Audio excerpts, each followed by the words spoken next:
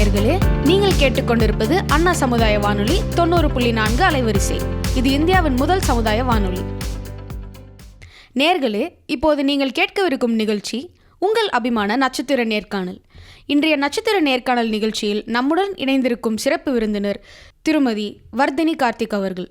இவர் மருத்துவ மேலாண்மை துறையில் ஹெல்த் கேர் கன்சல்டன்ட்டாக பணிபுரிந்து வருகிறார் மற்றும் 16 ஆண்டுகளுக்கும் மேலாக பணி அனுபவம் பெற்றுள்ள இவர் யூனிஜீனியஸ் என்ற மருத்துவ மேலாண்மை நிறுவனத்தை நிறுவி வெற்றிகரமாக நடத்தி வரும் தொழில் முனைவோரும் ஆவார். வணக்கம் மேம். வணக்கம். இவ்வளோ அனுபவம் பெற்ற ஒருவர், பல்வேறு பணிகளை நீங்கள் எடுத்து பண்ணிட்டு இருக்கீங்க. உங்களோட குழந்தை பருவம் எப்படி இருந்தது? எப்படி இதெல்லாமே தொடங்குச்சு மேம்? ரொம்ப சந்தோஷமாக இருக்குது உங்கள் எல்லாரையும் மீட் பண்ணதில். குழந்தை பருவம் பார்த்திங்கன்னா, நான் பிறந்து வளர்ந்தது எல்லாமே நம்ம சிங்கார சென்னை தான். ஸோ ரொம்ப சந்தோஷமான காலங்கள் எனக்கு. ஒரே குழந்தை நான் எங்கள் வீட்டுக்கு. ஸோ அம்மா அப்பா 2 பேருமே கவர்மெண்ட்டில் ஒர்க் பண்ண எம்ப்ளாயீஸு. ஸோ ஒன்ஸ் அந்த பள்ளி பருவம் முடிஞ்ச பிறகு எனக்கு என்னென்னா மெடிக்கல் லைனில் ரொம்ப இன்ட்ரெஸ்ட் இருந்தது. So maths, physics, chemistry, biology அந்த கோர்ஸை தான் நான் தேர்வெடுத்தேன். பட் எனக்கு என்ன ஒரு விருப்பம்னா டென்டல் கிடச்சிது. பட் எனக்கு டென்டலில் அவ்வளோ நாட்டம் இல்லை. பட் பேராமெடிக்கல் கோர்ஸ் பண்ணணும். அதே சமயத்தில் என் பேரண்ட்ஸ் கவர்மெண்ட்டில் ஒர்க் பண்ணனால அவங்க அந்த ரிட்டைர்மெண்ட் ஸ்டேஜில் இருந்தாங்க. ஸோ முடித்தோம் வேலைக்கு போகணும், இந்த ஒரு மைண்ட் செட் தான் எனக்கு இருந்தது.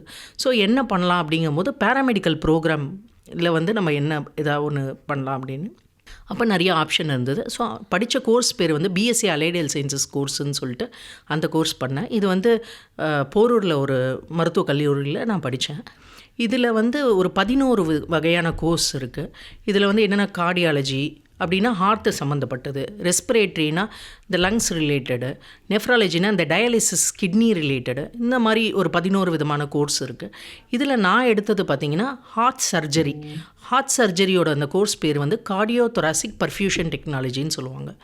அதாவது இன் சிம்பிள் என்ன சொல்லுவாங்க அப்படின்னு பார்த்தீங்கன்னா, ஓப்பன் ஹார்ட் சர்ஜரியும் போது டெம்பரரியாக ஹார்ட்டை அரெஸ்ட் பண்ணிடுவாங்க. அப்போ அந்த ஃபங்க்ஷன் எல்லாமே ஒரு மிஷின் ஹேண்டில் பண்ணும். அந்த மிஷின் பேர் ஹார்ட் லங் மிஷின். அந்த மிஷினை தான் நாங்கள் ஹேண்டில் பண்ணுவோம். எங்களை பர்ஃபியூஷனிஸ்ட்டுன்னு சொல்லுவாங்க. நாங்கள் ஒரு டீம் பிளேயர்.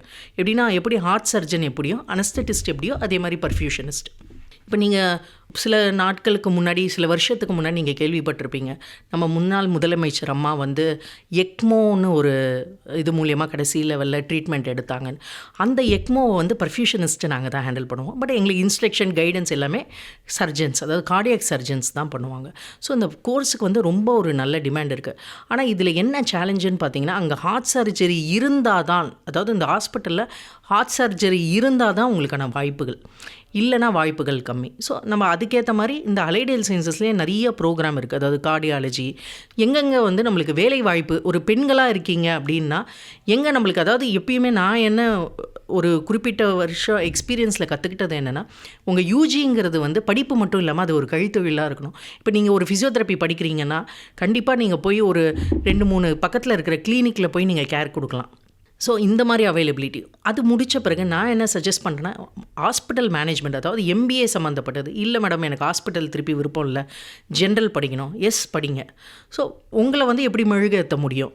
ஸோ கண்டிப்பாக ஒரு 2 வருஷம் ப்ரோக்ராம் ஒரு மேனேஜ்மெண்ட்டில் எதோ கரஸ்பாண்டன்ஸ்லையோ, இல்லை எப்படி நீங்கள் இல்லை மேம் நான் ஒர்க் போயிட்டு பேரலாக நான் பண்ணுறேன் அப்படிங்கிற மாதிரி கூட நீங்கள் பண்ணலாம். பட் கண்டிஷனாக ஒரு யூஜியும் பிஜியும் இருந்தால் இன்றைக்கி மட்டும் இல்லை, இன்னும் ஒரு 20 வருஷம் கழிச்சுருந்தாலும் நீங்கள் எதை பற்றியும் கவலைப்பட வேண்டாங்கிறது தான் என்னோடய தாழ்மையான வேண்டுகோள். ரொம்ப அருமையாக சொன்னீங்க மேம். இப்போ இருக்கிற இந்த ஃபாஸ்ட் மூவிங் வேர்ல்டில் ஹெல்த்துன்றது ரொம்பவே முக்கியமான விஷயம். ஸோ இதை பற்றி பேசுகிறதுக்கு இந்த வாய்ப்பு எனக்கு ரொம்பவே யூஸ்ஃபுல்லான ஒன்று தான் இருக்குதுன்னு நான் நினைக்கிறேன். ஹாஸ்பிட்டல் ஹெல்த் கேர் மார்க்கெட்டிங்கிலேருந்து இப்போது health care and business consulting company வர உங்களுடைய பயணத்தை பற்றி சில வார்த்தைகள் மேம். ஒன்ஸ் அந்த பர்ஃபியூஷன் படிப்பு முடிஞ்சதுக்கப்புறம் நம்ம ஹெல்த் கேர் மேனேஜ்மெண்ட் ப்ரோக்ராம் பண்ணதுக்கப்புறம் கேம்பஸில் தான் நம்ம தேனாம்பேட்டையில் ஒரு மருத்துவமனையில் பணிபுரியறதுக்கான ஒரு வாய்ப்பு கிடைச்சிது. ஸோ இனிஷியலாக இந்த இன்டர்நேஷ்னல் பேஷண்ட் சர்வீசஸ்ன்னு சொல்லிட்டு அதில் தான் கேம்பஸில் செலக்ட் ஆகியிருந்தேன். பட் அதுக்கப்புறம் பார்த்திங்கன்னா, என்னோடய ஆப்பர்ச்சுனிட்டி அங்கே போய் நான் ஜாயின் பண்ணும்போது அவங்க எனக்கு கெஸ்ட் ரிலேஷன் டிபார்ட்மெண்ட் தான் கொடுத்தாங்க.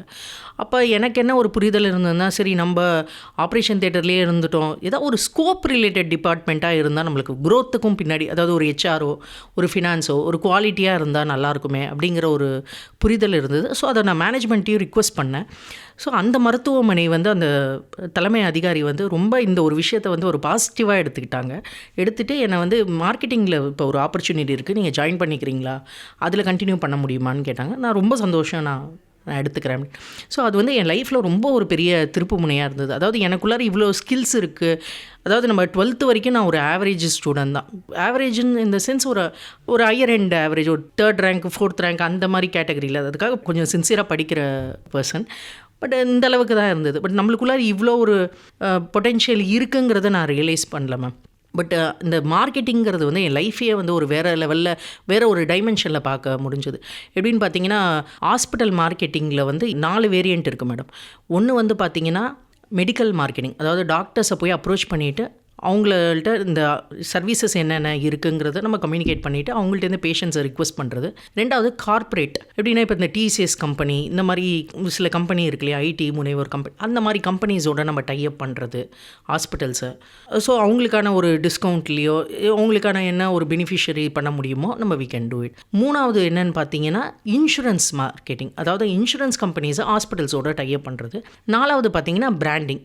ஸோ இந்த 4 விஷயம் நம்மளுக்கு வந்து பெரிய விதத்தில். நான் வேலை பார்த்த இடம் வந்து தேனாம்பேட்டை. அங்கே என்ன ஃபேமஸ்ன்னு பார்த்தீங்கன்னா நியூரோ சர்ஜரி, சர்ஜிக்கல் ஆன்காலஜி, அதாவது ஆன்காலஜி கேன்சர் சம்மந்தப்பட்டது.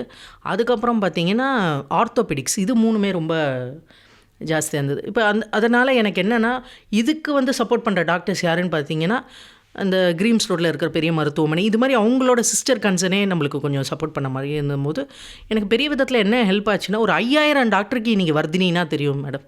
மார்க்கெட்டில் நான் சம்பாதிச்சதே அதுதான். ஸோ எப்பயுமே சொல்லுவாங்க, உங்கள் network is your net worth. So ஒரு பீரியட் ஆஃப் டைம் நம்மளுக்கு வந்து இத்தனை டாக்டர்ஸை வந்து தெரிய வந்துச்சு அப்படிங்கும்போது வர்தினின்னா தெரியும், அட்லீஸ்ட் இந்த பொண்ணு தான் வர்தினிங்கிறத அவங்க ரெக்கக்னைஸ் பண்ணுவாங்க. ஸோ இதுதான் நம்ம ஒரு ஏர்ன் பண்ணுறது. ஸோ இந்த ஹாஸ்பிட்டல் மார்க்கெட்டிங்கிறது என் லைஃப்பில் ரொம்ப ஒரு பெரிய ட்ரான்ஸ்ஃபர்மேஷன் கொடுத்துச்சு. நான் அதில் என்ன பண்ணேன், டாக்டர் ரெஃபரல் மட்டும் ஃபோக்கஸ் பண்ணாமல் பிராண்டிங்கும் நான் இன்கல்கேட் பண்ண ஆரம்பிச்சிட்டேன். எப்படி பார்த்தீங்கன்னா கோரல் ட்ரா எப்படி பண்ணுறதுன்னு நானே கற்றுக்கிட்டேன் மேடம். எப்படி, அப்புறம் டிசைனிங் எப்படி பண்ணணும். ஸோ இந்த பேசிக், ஏன்னா நம்மளுக்கு டூல்ஸ் இல்லாமல் நம்ம எப்படியுமே இது பண்ண முடியாது. நம்ம எப்படி நம்மளை வந்து ஒரு சின்ன விஷயம்னால எப்படி புதுசாக நம்ம கற்றுக்க முடியும். ஸோ எப்படி பிராண்டிங் பண்ணணும். இப்போ வந்து நார்மலாக ஒரு டாக்டர் எப்படி பார்ப்போம், நேரக்க போவோம், ஒரு டாக்டர் வணக்கம் டாக்டர் எப்படி இருக்கீங்க, நல்லா இருக்கீங்களா, எனக்கு வந்து பேஷண்ட்ஸ் ரெஃபர் பண்ணுங்கள், இந்த மாதிரி தான் நம்ம சொல்லுவோம். ஆனால் நான் அந்த அப்ரோச்சை என் பாஸ் எப்படி எனக்கு சொல்லி கொடுத்தாருன்னா, ஜேர்னல் எடுத்துகிட்டு போவேன் மேடம். அதாவது பப்மெட், இந்த மாதிரி டாப் லெவல் ஜேர்னல்ஸ் இருக்கு இல்லையா, அதில் இப்போ வந்து கார்டியோ மெட்டபாலிசம் ரிலேட்டட் ஒரு டாபிக் இருக்குன்னா அதை எடுத்துகிட்டு கொண்டு போய் டாக்டர்கிட்ட காமிக்கிறது. ஸோ டாக்டருக்கு ஆட்டோமேட்டிக்காக, ஸோ இந்த பொண்ணு வந்தாலே வாரத்துக்கு 2 வாரத்துக்கு ஒரு தடவை ஏதாவது ஒன்று எடுத்துகிட்டு வரும் ஒரு ஜேர்னல், அதாவது ரிமைண்டர். என்னை வந்து அவங்க ஞாபகம் எப்படி வச்சுப்பாங்க. இப்போ ஒரு நாளைக்கு அவங்களுக்கு 30-40 பேர் பார்ப்பாங்க அவங்க, ஸோ மெடிக்கல் ரெப்ரசன்டேட்டிவ். ஸோ என்ன எப்படி ஞாபகம் வச்சுப்பாங்க அப்படிங்கிறதுக்கு இந்த ஒரு சின்ன ஸ்ட்ராட்டஜி நான் ஃபாலோ பண்ணேன். ஸோ அதுக்கப்புறம் பார்த்தீங்கன்னா சேட்பட்டில் இருக்கிற ஒரு ஹாஸ்பிட்டலில் பிராண்ட் மேனேஜராக இது பண்ணேன். ஸோ அவங்க வந்து general multi speciality hospital plus children's hospital. So அதுக்கு வந்து பிராண்ட் மேனேஜராக இருந்தேன். அங்கே என்ன கற்றுக்கிட்டேன்னா, எப்படி ப்ரெஸ் ஹேண்டில் பண்ணுறது, ப்ரெஸ் ரிலீஸ் எப்படி எழுதுறது, நம்ம மெடிக்கல் பர்சனை. ஸோ ஏன் மெடிக்கல் கண்டென்ட் ரைட்டிங் வந்து மெடிக்கலில் வந்து ஏன் எழுதக்கூடாது, ஆங்கிலத்துலேயும் தமிழ்லேயும் எப்படி மெடிக்கல் கண்டென்ட் ரைட்டிங் எப்படி எழுதுறதுங்கிறது அந்த ஒரு ஸ்கில். அதாவது நான் என்னென்னா, ஒவ்வொரு ஆர்கனைசேஷன்லேயும் நம்ம என்ன கற்றுக்க முடியும், என்ன வளர்த்துக்க முடியுங்கிற ஒரு சிந்தனை எனக்கு எப்பயுமே இருந்துகிட்டே இருந்தது. அதுக்கப்புறம் பார்த்தீங்கன்னா இன்சூரன்ஸ் கம்பெனி ஒன்றுத்தில் அது இந்த சேட்பேட் கல்லூரி முடிக்கும் போது ஹாஸ்பிட்டல் வேலை பார்த்துட்டு இருக்கும்போது நம்மளுக்கு ஒரு நல்ல ஆப்பர்ச்சுனிட்டி கிடைச்சிது. ஐஏஎம் திருச்சியில் பிராண்டிங் அண்ட் அட்வர்டைஸ்மெண்ட் மேனேஜ்மெண்ட்டுக்கான ஆப்பர்ச்சுனிட்டி. ஸோ அந்த ப்ரோக்ராம் ஒரு 1 year ப்ரோக்ராம் அது பண்ணேன். அது வந்து இன்னும் லைஃபுக்கான ஒரு பெரிய புரிதல். அதாவது உலகம் எப்படி நம்மளை பார்க்குதுங்கிறத நான் அந்த ஐஏஎம்மில் கற்றுக்கிட்டேன். இப்போ நம்ம ஒவ்வொருத்தரும் போய் நம்ம ஒப்பீனியன் கேட்போம் இல்லையா. இப்போ நம்ம ஸ்கூலில் எப்படி சொல்லி தருவாங்க, இப்போ ஒரு கேள்வி கேட்குறோன்னா இது எஸ் நோ இப்படி தான் நம்மளுக்கு சொல்லுவாங்க, கரெக்டாக.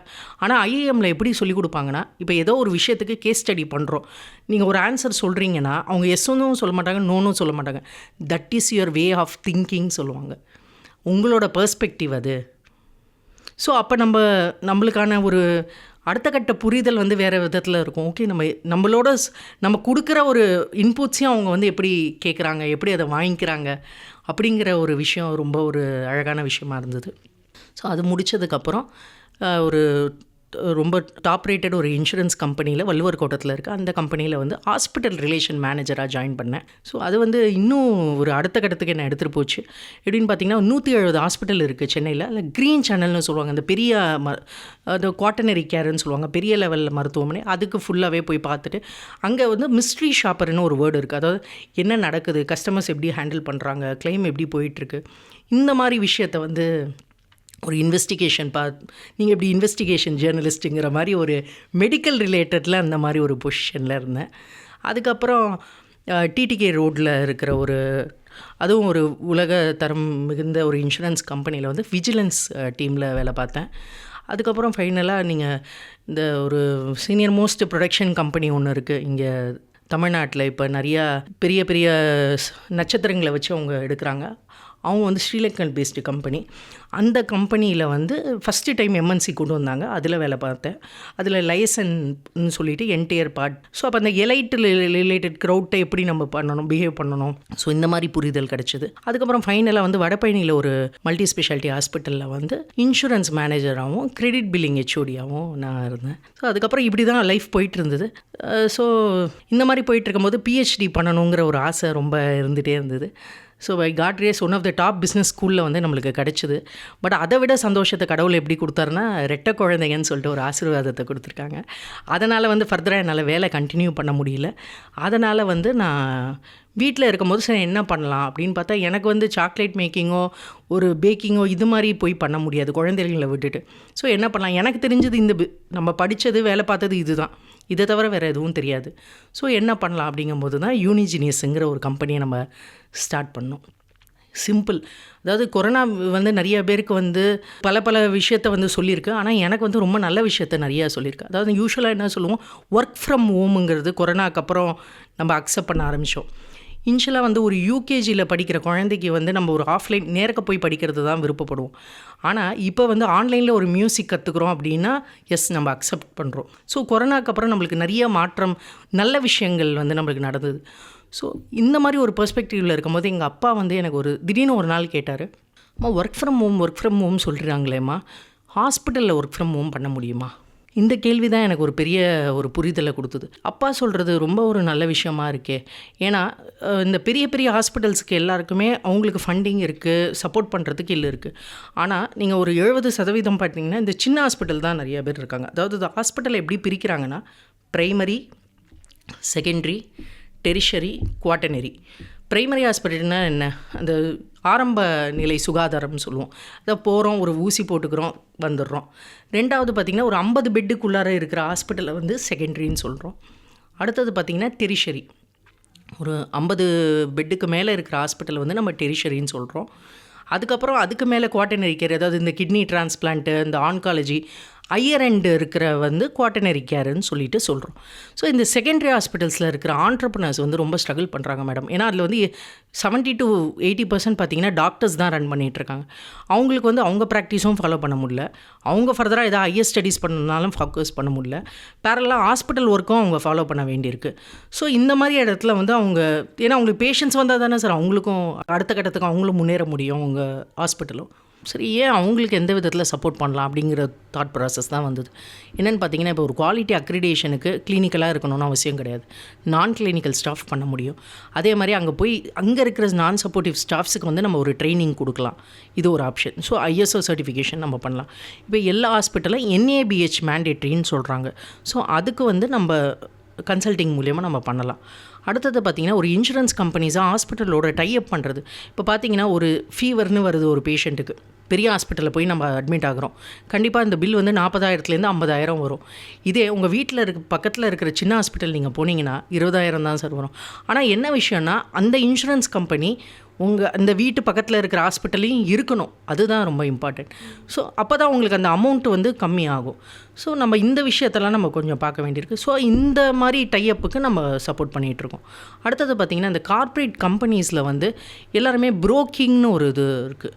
அதாவது அந்த ப்ரோக்கிங் மூலிமா இன்சூரன்ஸ் எதுக்கு நம்ம இன்சூரன்ஸை ஸ்ட்ரெஸ் பண்ணணும், அதாவது எம்ப்ளாயீஸ்க்கு வந்து பெனிஃபிட்ஸ் கொடுக்கணும். ஆனால் நம்ம வந்து ஹெச்ஆருக்கு ஆல்ரெடி ஒர்க் இருக்குது, நாம் ஏன் இந்த ஹெல்த் ரிலேட்டடையும் எடுத்து போட்டுக்கணும், நம்ம ப்ரோக்கிங் கம்பெனிகிட்ட கொடுத்துடலாம், அவங்க ஃபாலோ பண்ணுவாங்க அப்படிங்கிற மாதிரி ஒரு இது புரிதல் இருக்குது.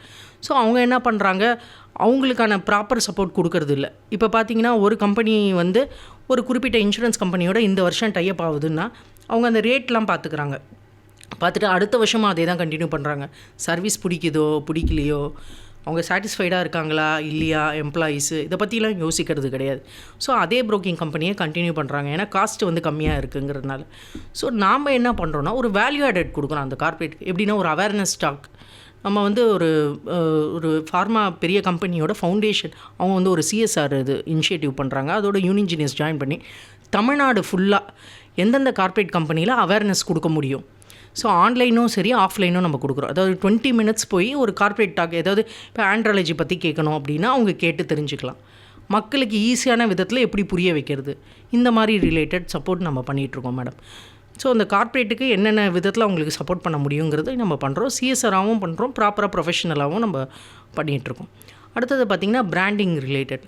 இப்போ எல்லோரும் என்ன பண்ணுறாங்க, ஒரு ரீல்ஸ் போடுறேன் எனக்கு வந்துடும், என் பேஷன்ஸ் வந்துடும், நான் ஒரு பேசுகிறேன். இப்போ பார்த்திங்கன்னா அதிக பேர் இப்போ ரீசெண்டாக நீங்கள் பார்த்தீங்கன்னா டிவியில் இல்லை மொபைல் ஃபோன் நீங்கள் எடுத்து பார்த்தீங்கன்னா ரீல்ஸில் பார்த்தீங்கன்னா ஃபுல் அண்ட் ஃபுல் டாக்டர்ஸ் தான் இருப்பாங்க. 70% இதை சாப்பிடாத, இட்லி சாப்பிடாத, தோசை சாப்பிடாத, இது பண்ணால் நம்மளுக்கு பேஷண்ட் வந்துடும். ஸோ அது கிடையாது. நீங்கள் ஸ்ட்ராட்டஜி என்ன பண்ணுறீங்க, எப்படி நீங்கள் உங்களை பொசிஷனிங் பண்ணுறீங்க, அது வந்து ரொம்ப இம்பார்ட்டன்ட். ஸோ அந்த ஹாஸ்பிட்டலுக்கான ஸ்ட்ராட்டஜி, பிராண்டிங் ஸ்ட்ராட்டஜி நம்ம வலிமையாக பண்ணி கொடுக்குறோம் மேடம். அதாவது ஒரு 3 months பிளானர் எப்படி பண்ணணும், ஒரு 6 months பிளானர் பண்ணணும், எப்படி காஸ்ட் எஃபெக்டிவாக பண்ணணும், யூனிஜினியஸோட ஒரு தாரக மன்றமே 0% இன்வெஸ்ட்மெண்ட்டில் ஒரு 10% ப்ராஃபிட் எப்படி கொண்டு வர முடியும், இதுதான் நம்மளோட ஒரு ஃபோக்கஸ் பாயிண்ட்.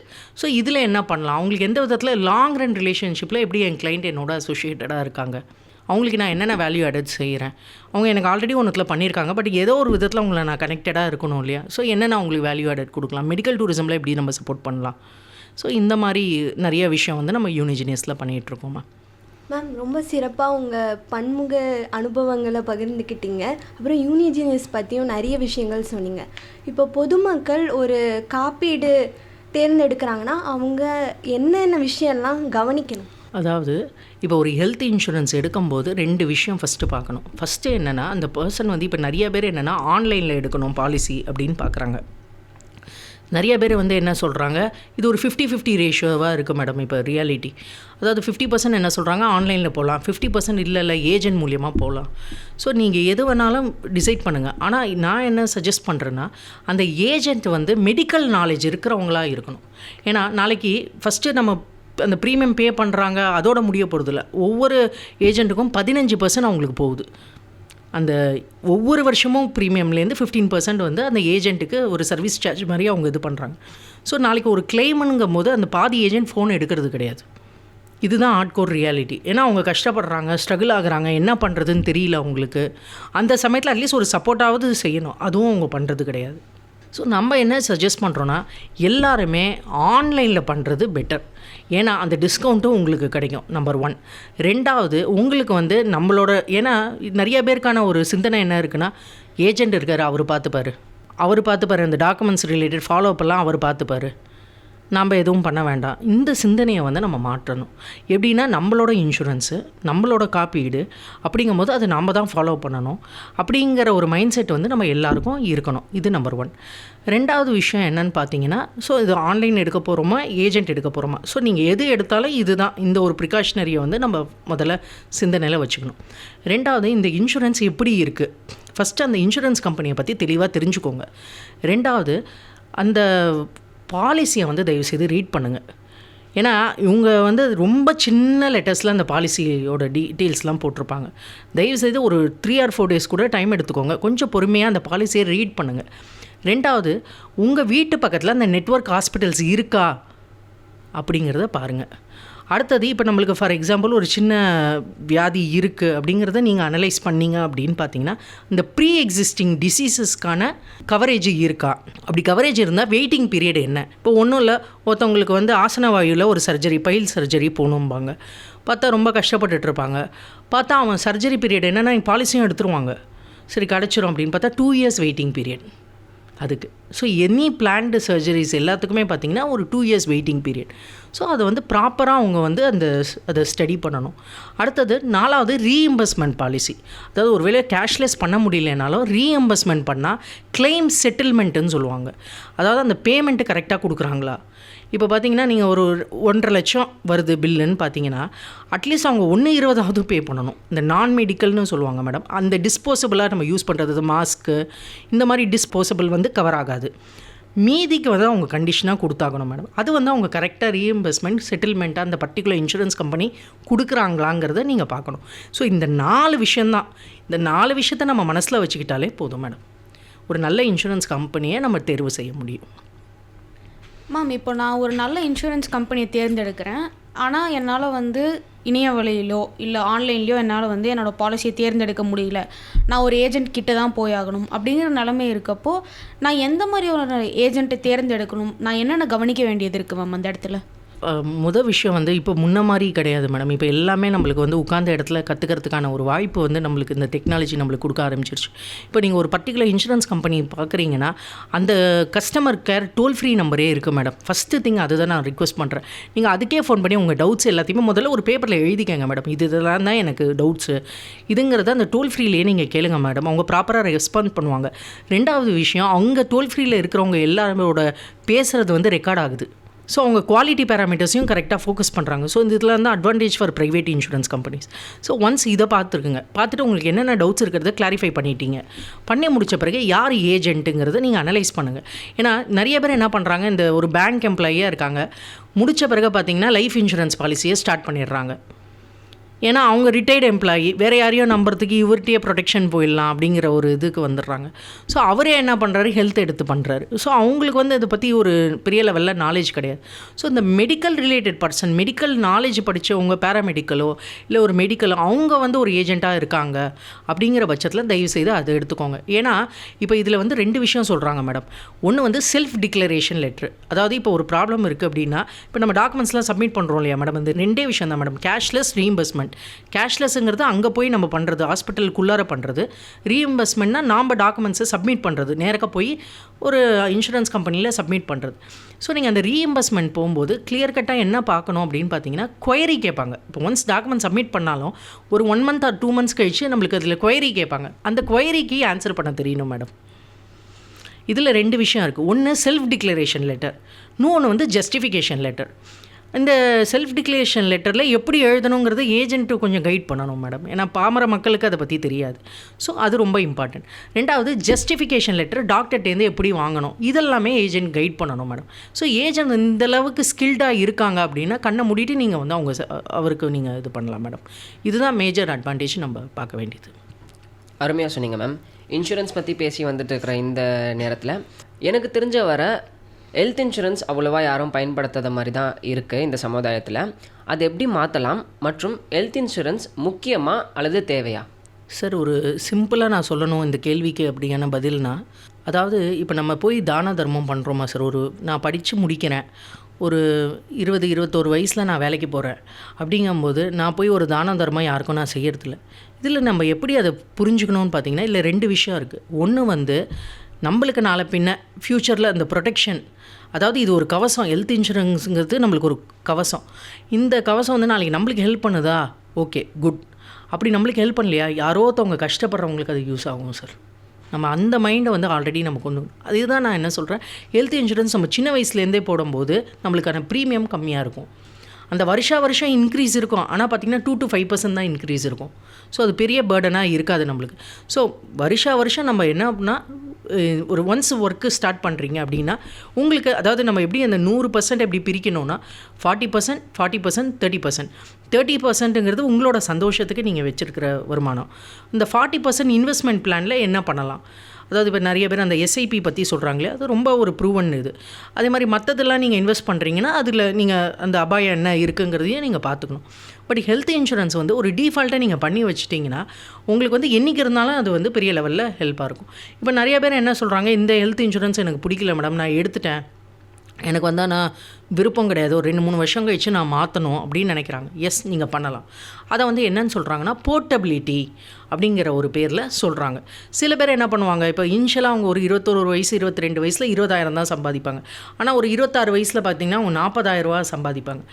நாம் என்ன நினைப்போம், நான் இப்போ ஒரு பாலிசி வந்து ஒரு 3,000க்கு தான் போட்டிருக்கேன், நான் என் பாலிசியை அப்கிரேட் பண்ணிக்கிறேன், அடுத்த லெவலுக்கு நான் காம்ப்ரிஹென்சிவ் ஹையர் எண்ட் பாலிசி எடுத்துக்கிறேன், ஸோ என்னால் ஒரு 8,000 ரூபா என்னால் ஈஸியாக பே பண்ண முடியும் அந்த ப்ரீமியம் அப்படின்னு அவங்க சொல்லும்போது இன்சூரன்ஸ் கம்பெனி என்ன யோசிப்பான், இவனுக்கு ஏதோ வியாதி வந்துருச்சு, அதனால தான் இவங்க பாலிசியை இன்க்ரீஸ் பண்ணுறாங்க.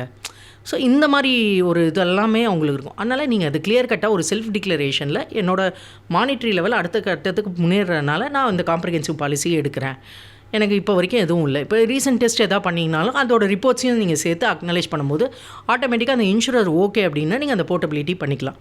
போர்ட்டபிலிட்டி பண்ணும்போது மேஜராக நீங்கள் பார்க்க வேண்டிய விஷயம் என்னென்னா, நம்ம அந்த பாலிசி ரெனியூவல் பண்ணுறோன்னா அதுலேருந்து 45 நாளைக்கு முன்னாடி நீங்கள் பண்ணியாகணும் அந்த போர்ட்டபிலிட்டி. இப்போ ஒரு இன்சூரன்ஸ் கம்பெனிலேருந்து நான் மறு இன்சூரன்ஸ் கம்பெனி மாறுறேன், என்னால் சேம் கம்பெனியில் அப்கிரேட் பண்ண முடியல, இந்த பேஸ் பாலிசிலேருந்து அடுத்த கட்டத்துக்கு எனக்கு கொடுக்கலாம் அவங்க அப்படிங்கும்போது நீங்கள் அந்த போர்ட்டபிலிட்டி யோசிக்கலாம். இந்த போர்ட்டபிலிட்டி யோசிக்கும் போது நீங்கள் பார்க்க வேண்டிய விஷயம் என்னென்னா, அந்த இன்சூரரை அக்செப்ட் பண்ணணும். ஒன்ஸ் அவர் அக்செப்ட் பண்ணிட்டாரு அப்படிங்கிற பட்சத்தில்னா 45 நாளைக்கு முன்னாடி நீங்கள் வந்து அதை அப்ளை பண்ணணும். அந்த பேசிக் ஃபார்ம் இருக்குது, அந்த ஃபார்மை ஃபில் பண்ணிவிட்டு உங்களோட மெடிக்கல் ரெக்கார்ட்ஸ் இருக்கு இல்லையா, இப்போ ரீசெண்டாக என்ன மெடிக்கல் ரெக்கார்ட்ஸ் எடுத்தீங்க அதையும் நீங்கள் அட்டாச் பண்ணணும். பண்ணிவிட்டு நீங்கள் சப்மிட் பண்ணும்போது ஆட்டோமேட்டிக்காக உங்களுக்கான வாய்ப்புகள் வந்து ரொம்ப ஜாஸ்தியாக இருக்கும். மேம், சிறப்பாகவே இளைஞர்களுக்கு பாலிசி எவ்வளோ முக்கியம்னு நீங்கள் சொன்னீங்க. இப்போ நோ கிளைம் போனஸ் பற்றி ஒரு சில வார்த்தைகள் சொல்லுங்கள் மேம். நிறைய பேருக்கு அந்த நோ கிளைம் போனஸ் பற்றி ஒரு புரிதல் இல்லை மேம். என்னென்னு பார்த்தீங்கன்னா, அதாவது ஒன்ஸ் ஒரு பாலிசி எடுத்துடுறாங்க சின்ன வயசில், அதுக்கப்புறம் பார்த்தீங்கன்னா அந்த வருஷம் அவங்க எதுவுமே யூட்டிலைஸ் பண்ணியிருக்க மாட்டாங்க. அப்போ வந்து என்ன ஆகும், அவங்களுக்கு அடுத்த வருஷத்தில் வந்து நோ கிளைம் போனஸ் ஆட் ஆகும். பட் இப்போ நிறைய இன்சூரன்ஸ் கம்பெனியில், ப்ரைவேட் இன்சூரன்ஸ் கம்பெனியில் அது வந்து அந்த மடங்கை வந்து இன்க்ரீஸ் பண்ணியிருக்காங்க. அதாவது 10% கிடைச்ச இடத்துல 20% கிடைக்கிது அந்த நோ கிளைம் போனஸ். ஸோ அந்த மாதிரி இருக்கிற இன்சூரன்ஸ் கம்பெனி நம்ம பார்க்கணும். ஸோ மேஜராக நம்ம ஃபோக்கஸ் பண்ண வேண்டியது என்னென்னு பார்த்தீங்கன்னா, இப்போ நம்ம எல்லாருமே பார்த்தீங்கன்னா ஒரு ஹோட்டல் வந்து நம்ம பெரிய ஒரு ஃபேமிலியோடு போகிறோம் அப்படின்னா நம்ம ஒரு ப்ரைவசிக்கு பார்க்குறோம், இல்லைனா நம்ம கொஞ்சம் அட்ஜஸ்ட் பண்ணி கூட இருப்போம். ஆனால் ஒரு ஹாஸ்பிட்டலில் போய் ஒரு அட்மிஷனுங்கும் போது கண்டிப்பாக நம்மளுக்கு ஒரு ப்ரைவேட் ரூம் இருக்கணுங்கிறது ஒரு பேசிக், அதாவது எல்லா மக்களுக்கும் இருக்கிற ஒரு பேசிக். அதாவது நான் ஒரு சர்ஜரியான பேஷண்ட்டு, எனக்கு இன்னொரு பேஷண்ட்டோட நான் ஷேர் பண்ண போகிறேன் அந்த ரூமுங்கும் போது எனக்கு கம்ஃபர்டபுளாக இருக்காது, ஒரே வாஷ்ரூம் யூஸ் பண்ணுறது இது வந்து எனக்கு கம்ஃபர்டபுளாக இருக்காது. ஸோ அப்போ நான் ஒரு ப்ரைவேட் ரூம் எடுக்க போகிறேன் அப்படிங்கும்போது கண்டிப்பாக உங்கள் பாலிசியில் என்ன சம் இன்சூர்டு இருக்கிறதுங்கிறத நீங்கள் பார்க்கணும். நிறைய பேர் என்ன பண்ணுறாங்க, இப்போ ஒரு 5 லட்சம் அப்படின்னு பாலிசி அப்படின்னு பார்த்தீங்கன்னா அதில் 1% ஆஃப் தி சம் இன்சூர்டுங்கிறது தான் ரூம் ரெண்ட்டோட ரேட்டு. நீங்கள் என்ன பண்ணணும், 5,000க்குள்ளார இருக்கிற எலிஜிபிலிட்டி ரூமை நீங்கள் எடுக்கணும். அப்படி எடுத்தால் தான் இந்த ப்ரொபோர்ஷனேட் கிளாஸ்ன்னு சொல்லுவாங்க. இல்லைனா நீங்கள் நாளை பின்ன எந்த இது ஆட் பண்ணால், அதாவது ஒரு ஹாஸ்பிட்டலில் வந்து அந்த பெட்டை வச்சு தான் உங்களோட அந்த ஸ்டேட்டஸும் உங்களோட அந்த இதை வந்து அவங்க டிஃபைன் பண்ணுறாங்க. ஸோ நீங்கள் எப்போ என்ன பண்ணணும்னா, இனிஷியலாக அந்த சிங்கிள் ரூம் நீங்கள் ப்ரிஃபர் பண்ணுறீங்க அப்படின்னா அது சிங்கிள் ரூமுக்கே நீங்கள் போயிடணும். இப்போ நாளைக்கு நான் டீலக்ஸ் போகிறேன், எக்ஸிக்யூட்டிவ் டீலக்ஸ் போகிறேன்னு இந்த மாதிரி ஹையர் எண்டு போகும்போது உங்களுக்கு அந்த ப்ரொபோர்ஷனேட் கிளாஸும் அதுக்கேற்ற மாதிரி தான் அப்ளை ஆகும். இப்போ ஒரு டாக்டர் ஃபீஸ் பார்த்தீங்கன்னா நீங்கள் சிங்கிள் ரூமில் இருக்கும்போது 5,000 ரூபா போடுறாங்கன்னா, இதே நீங்கள் சூப்பர் டீலக்ஸில் இருக்கும்போது 15,000 போடுவாங்க மேடம். ஸோ அந்த ப்ரொபோர்ஷனேட் இன்க்ரீஸ் ஆகும்போது உங்களுக்கு இன்சூரன்ஸ் இன்னும் ஜாஸ்தியாக செலவாகும் மேடம். அதனால் மேக்ஸிமம் வந்து என்ன உங்களுக்கு கொடுத்துருக்காங்க, என்ன உங்களுக்கு எலிஜிபிலிட்டி அதுக்கேற்ற மாதிரி நீங்கள் போகிறது பெஸ்ட்டு. ரெண்டாவது, நீங்கள் இன்சூரன்ஸ் எடுக்கும் போதே உங்களுக்கு என்ன எலிஜிபிலிட்டி கிடைக்கும், ரூம் ரெண்ட் மற்ற எல்லாத்தையும் விட்டுருங்க, ரூம் ரெண்ட்டோட எலிஜிபிலிட்டியை பாருங்கள் தயவுசெய்து. ஏன்னா அதை வச்சு தான் நம்மளுக்கு வந்து அங்கே ஹாஸ்பிட்டலில் தங்குறதுக்கோ அடுத்த லெவல் ட்ரீட்மெண்ட்டுக்கோ எல்லாத்துக்கும் நம்மளுக்கு வந்து யூஸ்ஃபுல்லாக இருக்கும். அதனால் எப்பயுமே ஹெல்த் இன்சூரன்ஸ் எடுக்கும்போது இந்த ஒரு விஷயத்தை கண்டிஷனாக நம்ம பார்க்கணும். சிறப்பாக சொன்னீங்க மேம். இது ரொம்ப எல்லாரும் தெரிஞ்சுக்க வேண்டிய ஒரு விஷயமா இருக்கும்னு நம்புகிறேன்.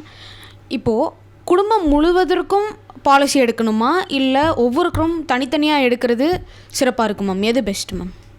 மேடம், என்னை பொறுத்த வரைக்கும் நான் ஸ்ட்ராங்காக சொல்கிறது இண்டிவிஜுவல் பாலிசி எடுக்கிறது தான் மேடம் பெஸ்ட்டு. இப்போ இந்த குழந்தைங்க வந்து சின்ன வயசில் இருக்காங்க அப்படிங்கிற பட்சத்தில் அம்மாவோட சேர்ந்து அந்த ஃபேமிலி ஃப்ளோட்டர் மாதிரி பண்ணிவிட்டு அதுக்கப்புறம் நீங்கள் இது பண்ணிக்கலாம்.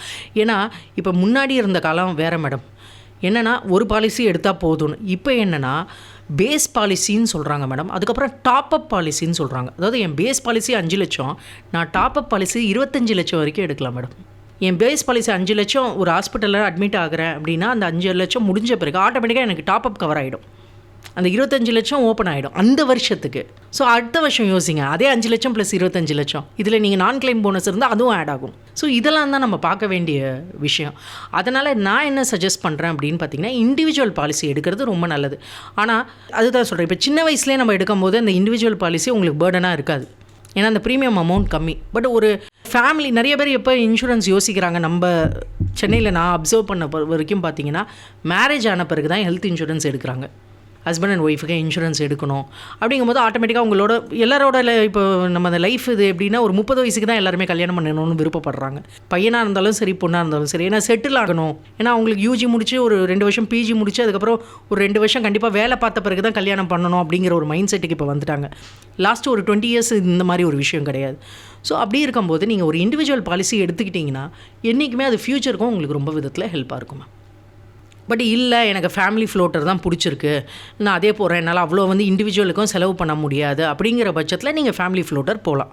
அது ரெண்டுமே ஒவ்வொரு தனிநபரோட விருப்பம் தான் மேடம் இது. ஆனால் நீங்கள் அதுக்கேற்ற மாதிரி நீங்கள் பிளான் பண்ணுறது பெட்டர். இப்போ நிறைய ப்ராப்ளம்ஸ் இல்லை, உடம்பு ரிலேட்டட் எந்த இஷ்யூவும் இல்லைங்கிற பட்சத்தில் ஃபேமிலி ஃப்ளோட்டர் போகலாம். ரீசன் என்னென்னா, நீங்கள் பெரிய லெவலில் ப்ராப்ளம் இனிஷியலாக ஸ்டார்ட் ஆகுது, ஒரு 45-50க்கு அப்புறம் தான் இந்த நோய் ரிலேட்டடான சிம்டம்ஸ் வந்து ஜாஸ்தி ஆகும்.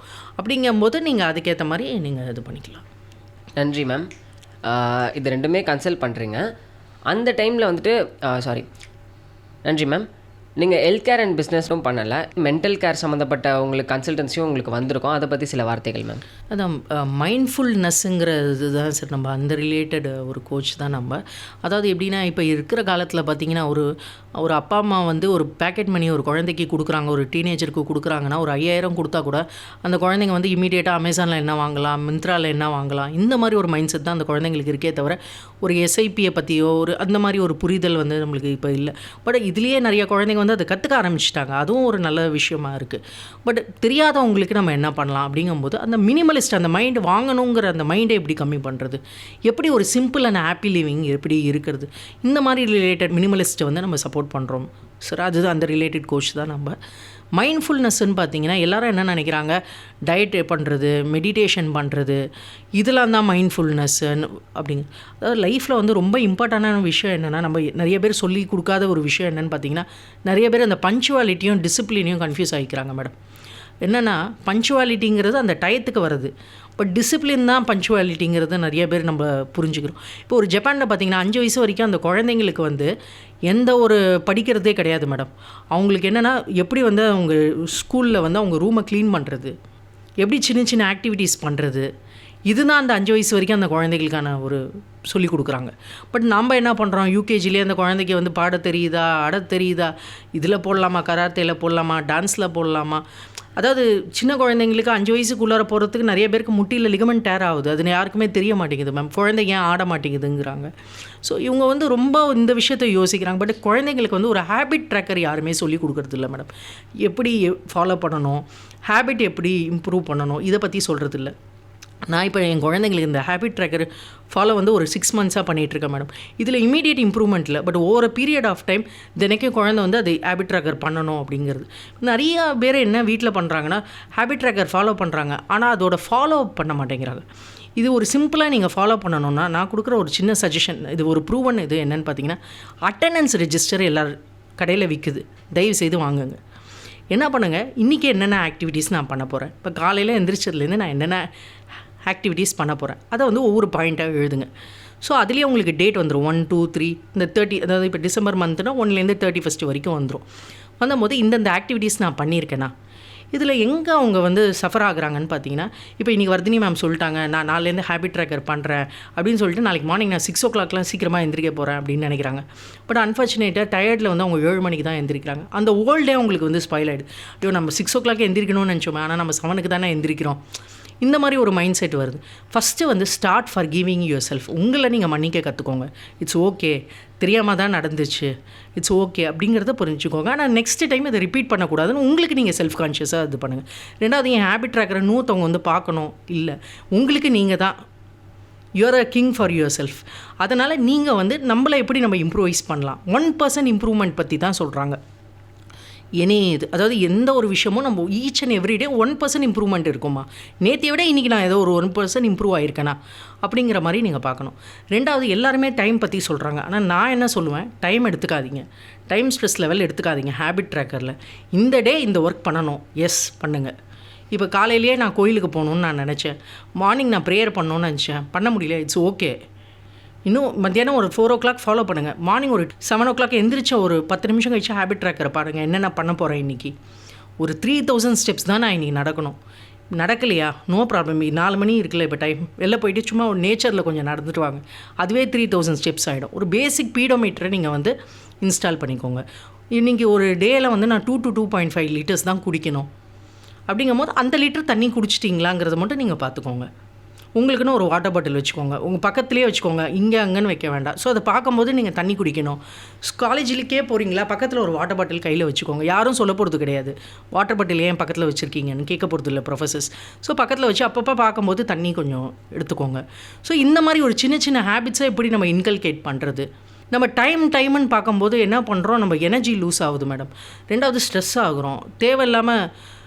ஸோ அந்த கிராட்டிடியூடும் நம்மளுக்கு இருக்க மாட்டேங்குது. இப்போ எல்லோரும் படுத்து நைட்டு தூங்குகிறோம், ஆனால் என்ன பண்ணுறோம், யாருமே இன்ஸ்ட்ருமெண்டல் தெரப்பி கேட்குறது கிடையாது. அதாவது நம்ம சின்ன வயசுலேருந்தே நம்மளுக்கெல்லாம் எப்படி நம்ம அம்மா அப்பா வளர்த்துருக்காங்கன்னா, ஒரு பாட்டு சொல்லியோ இது பண்ணியோ தான் நம்மளை தூங்க வச்சுருக்காங்க. கரெக்டாக இல்லையா? உங்கள் வீட்லேயும் உங்கள் தம்பி தங்கச்சிங்களுக்கு அப்படி தான் கொஞ்சம் தூங்க வைப்பாங்க. ஆனால் ஒரு டீனேஜர் ஆகும்போது நம்மளுக்கு தாட்ஸ் எங்கே போகுது, என்ன பண்ணுதுன்னு தெரியாது. அப்போ நான் என்ன சொல்கிறேன், இப்போ எல்லார் கையிலையும் ஒரு ஸ்பாட்டிஃபை இருக்குது, எடுத்துக்கோங்க உங்களுக்கு பிடிச்ச பிளேலிஸ்ட்டு. இப்போ உங்களுக்கு வந்து இளையராஜா பிடிக்கும் மேடம், சாருக்கு வந்து அனிருத் பிடிக்கும், அவருக்கு மேடம்க்கு வந்து ஏஆர் ரஹ்மான் பிடிக்கும். ஸோ உங்களுக்கு என்ன பிளேலிஸ்ட்டு. இப்போ என்னென்னா எனக்கு எல்லாருமே பிடிக்கும், ஆனால் எந்த டயத்தில் நான் கேட்குறேங்கிறது தான் இம்பார்ட்டன்ட். இப்போ மார்னிங் பார்த்திங்கன்னா எனக்கு ஏஆர் ரஹ்மான் பிடிக்கும், ஒரு ரிலாக்ஸேஷன் கொடுக்கும். பட் நைட்டு வந்து ராஜா சார் தான் பிடிக்கும், ஏன்னா எனக்கு தூங்கணும் மேடம். ராஜா சார் ஒரு 3 பாட்டு போட்டாலே நான் தூங்கிடுவேன். ஸோ எனக்கு அந்த ஒரு மைண்டு சந்தோஷத்தை கொடுக்குது.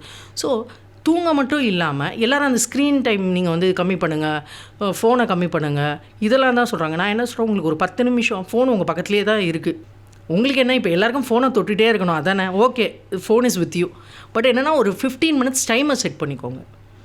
உங்கள் தலைமாட்டு கொஞ்சம் தள்ளி வைங்க, ஏன்னா திடீர்னு இப்போ வெடிச்சிருதுன்னெலாம் சொல்கிறாங்க இல்லையா ஃபோனு, ஆனால் கொஞ்சம் தள்ளி வச்சுட்டு நீங்கள் ஒரு 15 minutes பார்த்து கேளுங்க, நிம்மதியாக தூங்குங்க. ஸோ இந்த மாதிரி சின்ன சின்ன விஷயந்தான் மேடம். இதை வந்து நீங்கள் ஒரு ஹேபிட் ட்ராக்கராக நீங்கள் ஃபாலோ பண்ணும்போது கண்டிப்பாக ஒரு பெரிய உங்களுக்கான ஒரு இம்ப்ரூவ்மெண்ட், அதாவது 2026 நிச்சயமாக அது வந்து ஒரு வேறு விதத்தில் உங்களுக்கு ஒரு அது இம்ப்ரூவ்மெண்ட் தெரியும் மேடம். கண்டிப்பாக மேம். நீங்கள் habit tracker and mental health பற்றி ரொம்ப சிறப்பாக சொன்னீங்க. நன்றி மேம். நன்றி. நேர்களே, இந்த நிகழ்ச்சியின் தொடர்ச்சியை அடுத்த பாகத்தில் கேட்கலாம். அதுவரை உங்களிடமிருந்து விடைபெறுவது உங்கள் காவ்யா, ரோஷன் மற்றும் கலாமாலினி. தொடர்ந்து இணைந்திருங்கள். இது உங்கள் அண்ணா சமுதாய வானொலி 90.4 அலைவரிசை. நன்றி, வணக்கம்.